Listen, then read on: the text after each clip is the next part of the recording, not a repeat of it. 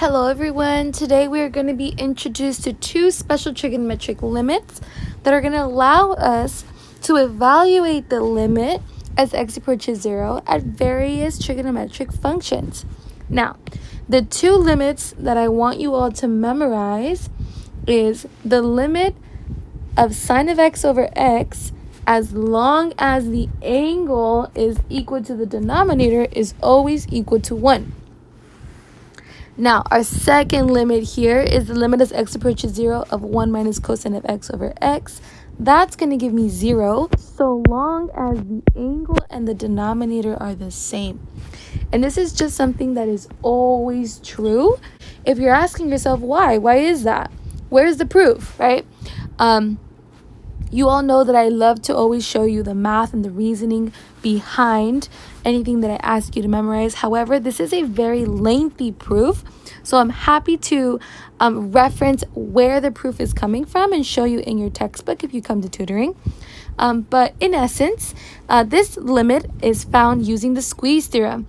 And the squeeze theorem states that if f, g, and h are functions defined on some open interval containing c, such that h of x is less than or equal to f of x, which is less than or equal to g of x, for all x in an open interval containing c except possibly at c itself, and if the limit of h of x as x approaches c is L, and similarly the limit of g of x as x approaches c is also equal to L, then the limit of f of x, which is between h of x and g of x as x approaches c, exists and is also equal to L. And again, you're welcome to do your own research on the proof behind these two limits or come see me during tutoring. I went ahead and grabbed sine of x over x, and as you can see, as we were to zoom in, from the left and the right of this function, I'm approaching the value of 1. However, at 0 itself, it's undefined. But regardless of the value at 0, the limit is 1. If I were to graph 1 minus cosine of x over x, my function, as I approach 0, the limit is also getting really close to 0 as well. Even though I'm undefined at 0, the limit from the left and the right is equal to 0.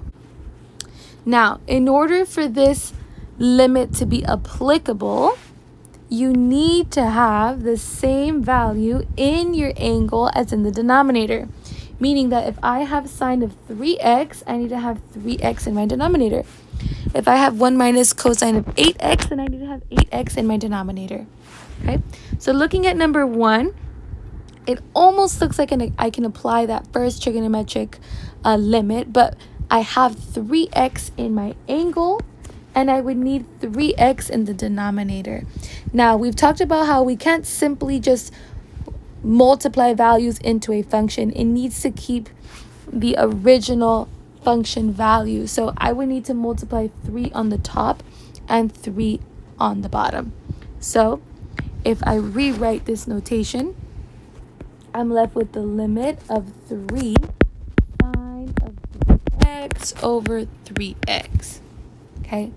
Now, using limit properties, I can split up the limit of these two values, or these two functions. I could have the limit of 3 and the limit of sine of 3x over 3x.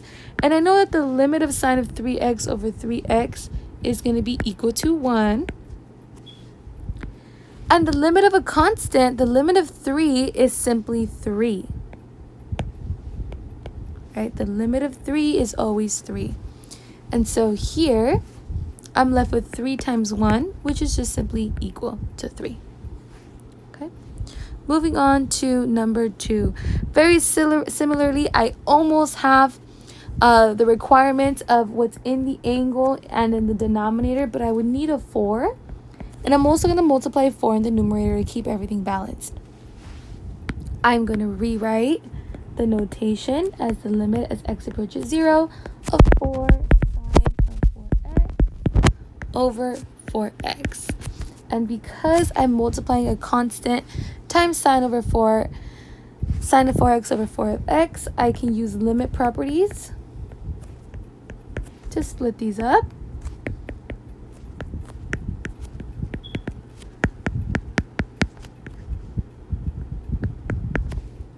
sorry, this 4 was there.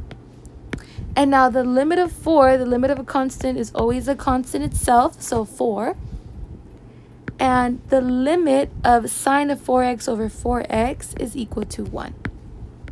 So 4 times 1 is 4. Okay. Moving on, I have sine of 3h over sine of 2h. So I'm going to start by using my limit properties and split these up a little bit.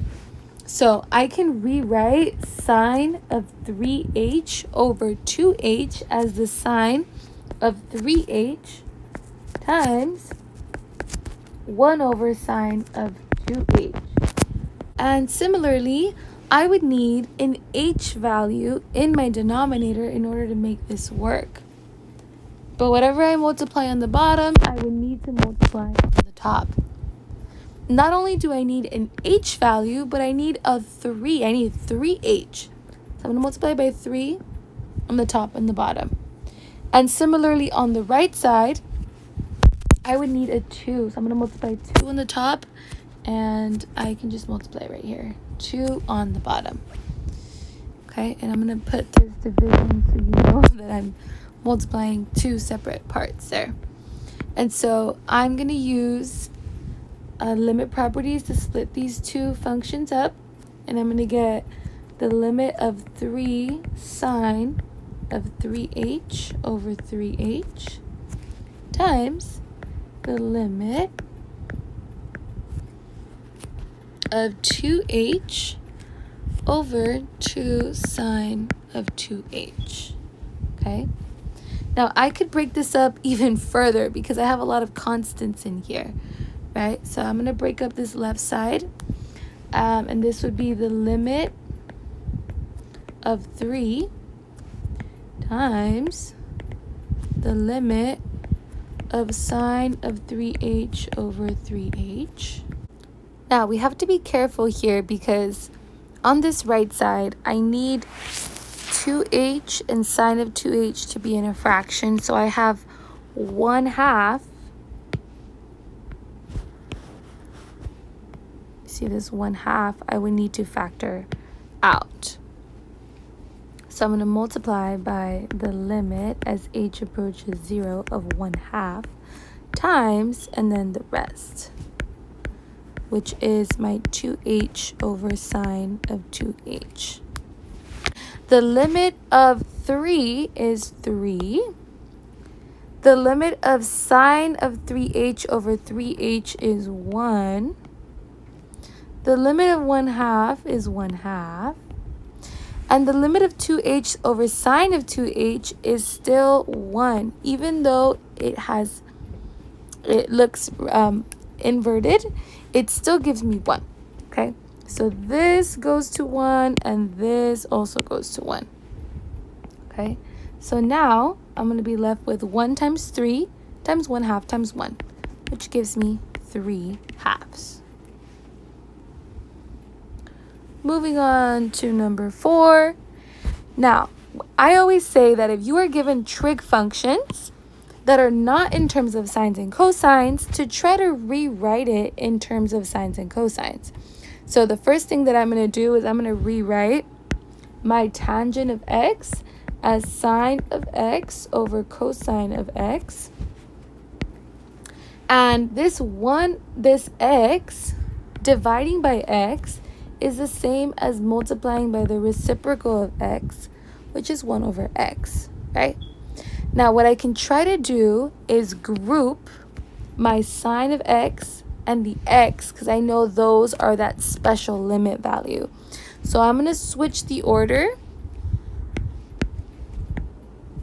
of cosine and of x, and I'm going to get sine of x over x times 1 over cosine of x. And I can do this because the order of multiplication doesn't matter. 2 times 3 is the same as 3 times 2, which is why if I'm multiplying cosine and x, it's the same as multiplying x times cosine, okay? So in doing this, now let me turn this into my two fractions. I'm going to have the limit as this is x, my apologies. The limit as x approaches 0 of sine of x over x times the limit as x approaches 0 of 1 over cosine of x. Okay. Now, what's nice is that I know that the limit of sine of x over x is always equal to 1. And if I want to find the limit as x approaches 0 of 1 over cosine of x, I'm just going to plug in 0 directly. And hope it doesn't give me undefined. Cosine of 0 on my unit circle, here's 0. The cosine is equal to the x value, which is 1. This is my x value, which is 1. So I'm going to get 1 times 1, which is equal to 1. I have the limit of 3y over cos of y. I can't use the sine of y over y. And when I have cosine, I need the identity says 1 minus cosine of y. So I'm wondering if I can even use an identity or if maybe direct substitution works and I don't get undefined for this problem. Well, let's see. If I plug in 0, I'm going to get 3 times 0 is 0 over cosine of 0. 3 times 0 is 0. And we just said that the cosine of 0 is 1. And 0 divided by 1 is not a problem. I am allowed to have 0 divided by 1. And so my answer is simply 0. Let's go ahead and take a look at number 6. Now, initially, when we see 1 minus cosine of y, we're tempted to say, okay, let me use the 1 minus cosine of x over x limit. That's going to give me 0. And sometimes we assume that because I can switch the order of sine over x, right? We use this as an example in that other problem where if I have sine of x over x or x over sine of x, the limit is still the same and the limit is equal to 1. Well, some people think that we can do the same thing with the cosine. That if I have the limit of x over 1 minus cosine of x, then that'll give me the same thing. But this is false, and let me show you why. I'm on Desmos, and we're going to take a look at each of these functions. If I have sine of x over x, my limit on the left side and the right side approaches 1, right? Whether I'm coming from the left or I'm coming from the right, the limit is 1. And this is sine of x over x. Let's flip this function, and let's do x over sine of x. Okay, so this is the reciprocal. If I flip it, my limit is still 1. If I come from the left, I stop at 1. If I come from the right, I stop at 1. So my limit is still 1, and this is why I can flip that sine of x over x. Let's take a look at 1 minus cosine of x. As I approach 0, my limit from the left, we talk about is equal to 0. The limit from the right is also equal to 0. So, overall, the limit of this function is equal to 0. However, when I flip this function and I do x over 1 minus x, here is my function. And as you can see, the left side is going down to negative infinity, right? This guy is going down to negative infinity. And on the right side, I'm going up to positive infinity. So because the left and the right side don't match, the limit does not exist. The limit is not 0. And so because of this, I can flip sine of x over x, but I cannot flip 1 minus cosine of x over x. Well, now I know that I'm not allowed to flip this function. So what else could I possibly do? Direct substitution is not going to work for this problem. Instead, I'm going to use the conjugate to try to see what I can manipulate in this problem. So I'm going to be multiplying by, instead of 1 minus cosine, 1 plus cosine of y on the top and on the bottom. If I do so, I'm going to end up with y squared times 1 plus cosine of y over here in the denominator. I would need to use FOIL. And if I use FOIL for the front, I'm going to get 1 times 1 is 1. Outer, 1 times cosine is cosine. Inner, negative cosine times 1 is negative cosine. And last, I'm going to get negative cosine times cosine is negative cosine squared. Okay? Now, positive cosine and my negative cosine are going to give me 0. And so if I rewrite this, I'm going to have y squared 1 plus cosine in the numerator and 1 minus cosine squared in the denominator. Now, if you know trig identities, you know that sine squared plus cosine squared equals 1. So if I were to subtract cosine squared on both sides,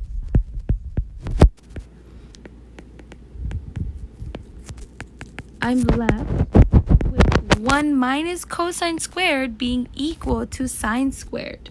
Okay, so check this out. 1 minus cosine squared,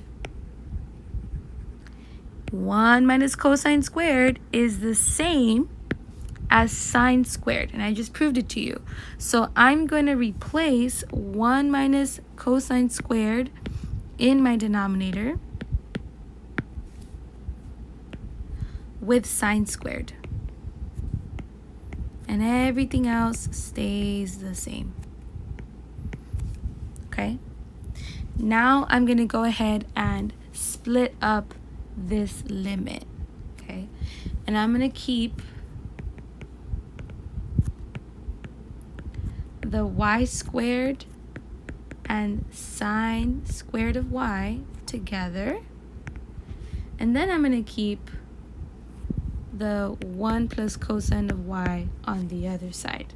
I know that y squared over sine squared of y would be the same as if I had y over sine of y and that entire thing was being squared. And the good thing is that y over sine of y is equal to 1. And 1 squared is equal to 1. Okay, so this part of my limit is going to be equal to 1. Now, the right side, I'm going to take this limit by doing direct substitution. So I'm going to say 1 plus cosine of 0. We know that cosine of 0 is 1. So 1 plus 1 is 2. And so I have my 1 from the left side. And then I have the 2 from the right side that I need to multiply. So 1 times 2 is equal to 2. I think we're finally going to be able to use the 1 minus cosine limit. Okay, so here I'm going to start by splitting up my 10, right? Because I want to keep this together, times the limit of 1 minus cosine over x. And I know that this entire thing is going to be 0. So I'm going to get 10 times 0 is just 0. Okay. Let's go ahead and move on to number 8. So for number 8, I'm noticing that I have a constant plus a cosine value. So this almost looks like 1 minus cosine of x to me. I might need to do some factoring. Okay, so I know that in order to get 1 plus cosine, I can factor a negative 15 from my numerator. And in order to get positive 15, I would need to subtract the cosine value.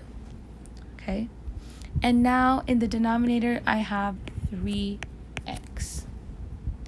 Remember that in order to apply this limit value, I only want the 1 minus cosine of x over x. That gives me 0. right? So that means I'm going to need to split this up into a couple functions. I'm going to say we're going to group together the 15 and over 3, and then we're going to group together the 1 minus cosine of x over x. So I'm going to say that the limit as x approaches 0 of negative 15 over 3 times the limit as x approaches 0 of 1 minus cosine of x over x. And like we talked about, for this left side, the limit of a constant is the constant itself. So negative 15 divided by 3 is negative 5 times, over here, I know that this limit always goes to 0. So negative 5 times 0 is going to give me 0. Okay. Now, moving on to number 9. So number 9 looks extremely similar to that sine of x over x. The only thing that I'm missing is an a value on the bottom. So I'm going to multiply that in, but I would need to multiply the top as well. And so if I rewrite this, this becomes a sine of ax over ax. I'm going to keep these values separate from my a. I'm going to split this up into 2 different limits here.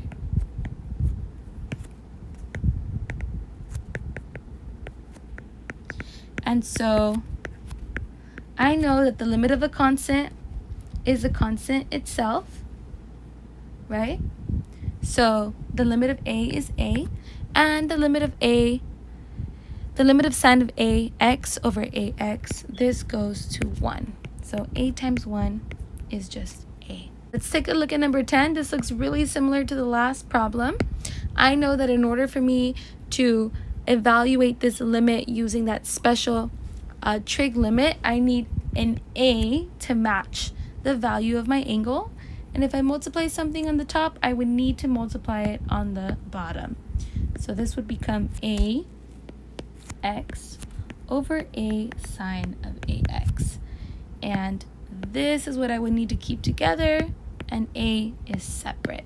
So if I split up these two into 2 different limits, I need you to be careful here because the a is in the denominator, so it needs to stay in the denominator. So I put it over 1, or under 1.